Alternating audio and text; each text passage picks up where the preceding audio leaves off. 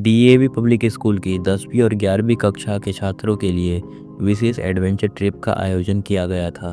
इस बार ट्रिप किसी ऐतिहासिक स्थल या पार्क की बजाय पहाड़ों में बसे एक पुराने आश्रम के पास थी, जहां बच्चों को जंगल कैंपिंग और पहाड़ी जीवन का अनुभव लेना था। सभी छात्र इस यात्रा के लिए उत्साहित थे, लेकिन अनिकेत, रोहित, समीर, निधि और पलक सबसे ज़्यादा रोमांचित थे। बस में बैठने के बाद सभी छात्रों ने मजाक मस्ती शुरू कर दी। कई छात्र गाना गा रहे थे तो कुछ मोबाइल में गेम खेल रहे थे, लेकिन अनिकेत और रोहित बार बार अपने फ़ोन पर उस जगह के बारे में खोजबीन कर रहे थे जहां वे जा रहे थे। इंटरनेट पर मिली जानकारी के अनुसार वह आश्रम कई सालों से वीरान पड़ा था। कुछ लोगों ने दावा किया था कि वहाँ कुछ अजीब घटनाएं होती है, लेकिन कोई ठोस प्रमाण नहीं था। जब बस घने जंगलों के बीच बने उबड़ खाबड़ रास्ते पर पहुंची तो माहौल अचानक बदल गया। बाहर घना कोहरा था और हवा अजीब सी सरसराहट कर रही थी। बस के ड्राइवर ने बताया कि उन्हें थोड़ी देर के लिए रुकना होगा, क्योंकि आगे का रास्ता ठीक से दिखाई नहीं दे रहा है। सबने खिड़की से बाहर झांका।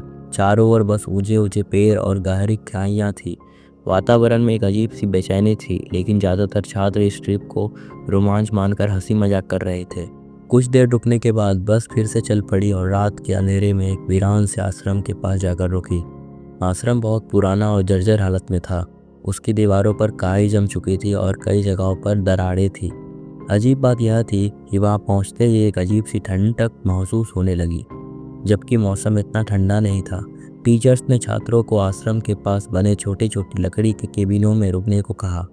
अनिकेत, रोहित, समीर, निधि और पलक को एक ही केबिन में ठहराया गया।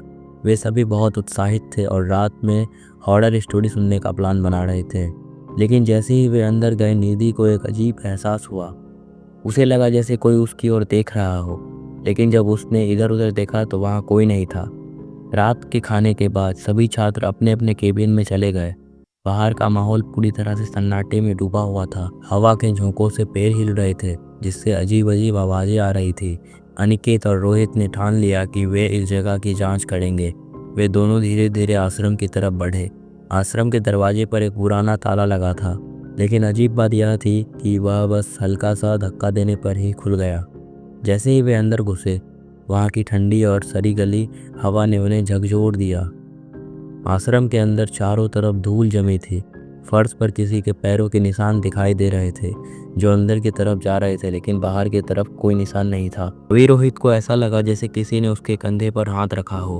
उसने झटके से पीछे देखा, लेकिन वहाँ कोई नहीं था। अचानक हवा का एक तेज झोंका आया और दरवाज़ा जोर से बंद हो गया। अनिकेत और रोहित घबरा गए। वे भागकर दरवाजे तक पहुंचे, लेकिन दरवाज़ा अंदर से बंद हो चुका था। उसी समय केबिन में बैठी निधि, पलक और समीर को भी अजीब अजीब आवाज़ें सुनाई देने लगी। ऐसा लग रहा था जैसे कोई धीरे धीरे उनकी केबिन के चारों ओर घूम रहा हो। पलक ने खिड़की से बाहर झांका, लेकिन उससे कुछ नहीं दिखा। तभी एक परछाई सी खिड़की के सामने से गुजरी। वह घबरा गई और झट से पीछे हट गई। आश्रम के अंदर अनिकेत और रोहित अंधेरे में एक कमरे की ओर बढ़े।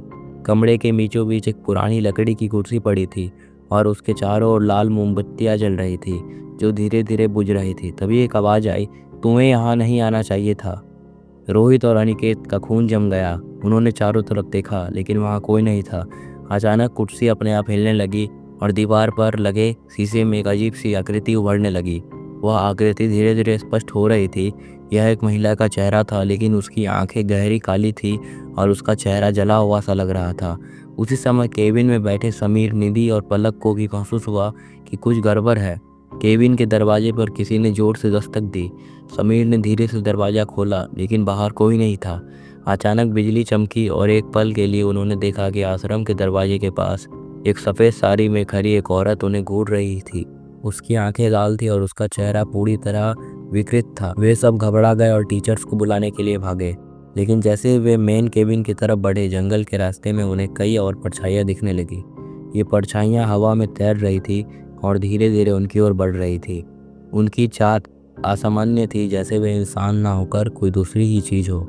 आश्रम के अंदर फंसे अनिकेत और रोहित ने दरवाज़ा तोड़ने की कोशिश की, लेकिन तभी उनके पीछे एक जोरदार चीख सुनाई दी। उन्होंने पीछे मुड़कर देखा तो एक महिला छत से उल्टी लटकी हुई थी। उसकी आंखों से खून टपक रहा था और वह धीरे धीरे उनके करीब आ रही थी। तो अनिकेत ने पूरी ताकत से दरवाजा को धक्का दिया और किसी तरह बाहर भागे, लेकिन बाहर आते ही उन्होंने देखा कि निधि, समीर और पलक भी डर के मारे भागते हुए उनकी ओर आ रहे थे। उनके पीछे सफ़ेद साड़ी में वह महिला चल रही थी। सभी ने मिलकर पूरी ताकत से बस की ओर दौड़ लगाई। सौभाग्य से ड्राइवर वहीं था, जिसने इनकी घबराहट को देखते ही तुरंत बस स्टार्ट कर दी। जैसे ही बस आगे बढ़ी, पीछे की सारी परछाइयां हवा में गायब होने लगी, लेकिन बस की खिड़कियां से अब भी वही लाल आंखें झलक रही थी। इसके ड्राइवर ने तेज गति से बस को पहाड़ी रास्ते से निकाला। सबके चेहरे भय से पीले पड़ चुके थे। किसी ने पीछे मुड़कर देखने की हिम्मत नहीं की। जब वे सुरक्षित शहर में पहुंचे तो सभी ने चैन की सांस ली। बाद में पता चला कि वह आश्रम एक समय में एक तांत्रिक का अड्डा था, जहाँ कई रहस्यमय अनुष्ठान किए गए थे। उन अनुष्ठानों में मारे गए लोगों की आत्माएं अब भी वहीं भटक रही थी।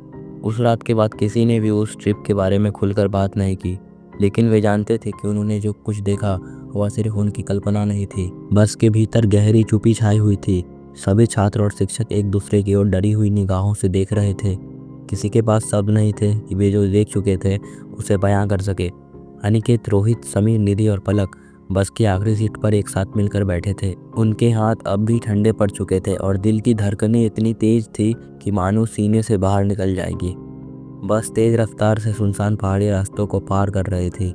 खिड़कियां के बाहर झांकने की हिम्मत किसी ने नहीं की, लेकिन पलक का ध्यान अनजाने में शीशे पर चला गया।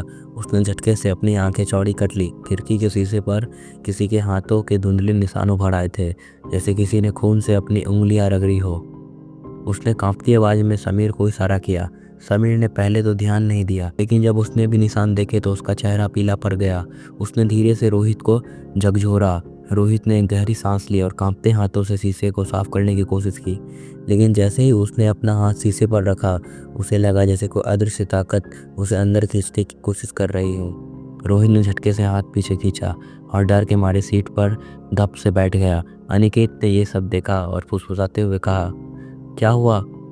रोहित की आवाज़ घुटी हुई थी। वो कोई है बस के बाहर। दीदी ने धीरे से खिड़की से बाहर झांका, लेकिन घने अंधेरे और धुंध के अलावा कुछ नहीं दिखा। लेकिन तभी बस के पिछले हिस्से में किसी के तेजी से दौड़ने की आवाज़ आई, जैसे कोई छत पर भाग रहा हो। ड्राइवर ने घबराकर बस को और तेज किया। वहाँ के लिए चुपचाप बैठे रहो, मत देखो पीछे, उसने कांपती आवाज़ में कहा। लेकिन यह सुनते ही किसी अज्ञात भाई ने बस में बैठे सभी बच्चों को पीछे देखने के लिए मजबूर कर दिया, और जो उन्होंने देखा उसने उनकी रीढ़ की हड्डी में सिहरन दौड़ा दी। बस की छत पर एक अंधेरे में लिपटी आकृति दौड़ रही थी। उसका शरीर इंसानों जैसा था, लेकिन वह जमीन से कुछ इंच ऊपर तैरती हुई प्रतीत हो रही थी। उसके हाथ असामान्य रूप से लंबे थे और उसकी उंगलियां नुकीली पंजों जैसी लग रही थी। उसके बाल हवा में उड़ रहे थे और उसकी आंखें वे जलती हुई अंगारों जैसी लाल थी। अचानक बस के ऊपर जोरदार धमाका हुआ और पूरा वाहन हिल गया। सभी छात्र चीख पड़े। ड्राइवर ने कांपते हाथों से स्टीयरिंग कसकर पकड़ा और किसी तरह बस को नियंत्रित करने की कोशिश करने लगा। तभी एक भयानक चीख बस के अंदर गूंज उठी। निधि ने घबराकर पीछे देखा।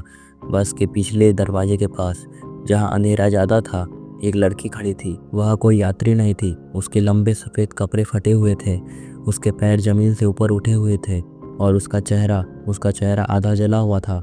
उसकी काली बुझी हुई आंखों से आंसू नहीं बल्कि काले रंग की कोई अजीब तरल पदार्थ बह रही थी। की ने धीरे धीरे अपना सिर झुकाया और बहुत धीमी लेकिन भयानक आवाज में कहा, तुम लोग क्यों आए? बस के अंदर एकाएक ठंडक बढ़ गई। हर किसी की सांसें रुक गई थी। वह लड़की धीरे धीरे बस के भीतर तैरने लगी। रोहित कांपते हुए फुसफुसाया, ये वही लड़की है जिसकी तस्वीर हमने आश्रम में देखी थी। उनकी याददाश्त में वह धुंधली तस्वीर उभर आई। एक लड़की जो उस आश्रम में रहती थी, लेकिन कुछ साल पहले रहस्यमयी तरीके से गायब हो गई थी। गांव वालों का कहना था कि उसका बलिदान किसी तांत्रिक अनुष्ठान में कर दिया गया था और तभी से उसकी आत्मा उस जगह भटक रही थी। अनिकेत ने कांपते हुए कहा, हमें इसका सामना नहीं करना चाहिए। बस से बाहर देखो मत, यह हमें डराना चाहती है। लेकिन अब बहुत देर हो चुकी थी। लड़की ने एक लंबी असामान्य हंसी हंसी और अचानक उसकी आंखों से खून टपकने लगा। उसने अपना हाथ धीरे से उठाया और जैसे ही उसने बस के दरवाजे की ओर इशारा किया, दरवाजा खुद ब खुद खुल गया। अचानक बस झटके से रुकी। ड्राइवर ने घबराकर ब्रेक मारा था, लेकिन अब वह बिल्कुल सुन्न हो चुका था। उसके होंठ कांप रहे थे और उसकी आंखें दरवाजे की ओर टिकी थी। दरवाजे के पास अब कोई नहीं था, लेकिन यह बस एक धोखा था, क्योंकि तभी छत से उल्टा लटक कर वह लड़की ड्राइवर के ठीक सामने आ गई। उसका चेहरा पूरी तरह से घावों और गहरे कटावों से भरा हुआ था और उसकी आंखों के गड्ढे से अंधकार टपक रहा था। ड्राइवर की आंखें चौड़ी हो गई। और उसने एक चीख मारी। तो शरीर ने एक भयानक झटके से एटन की और वह सीट पर ढेर हो गया। अब बस अंधेरे जंगल के बीच रुकी हुई थी और भीतर हर कोई बुरी तरह फंसा हुआ था। अगर आपको इसका पार्ट 2 चाहिए तो कमेंट करें। धन्यवाद। अगर आपको यह वीडियो अच्छी लगी हो तो आप इसे लाइक करें और हमारे चैनल को आप सब्सक्राइब कर सकते हैं ऐसे ही वीडियो के लिए।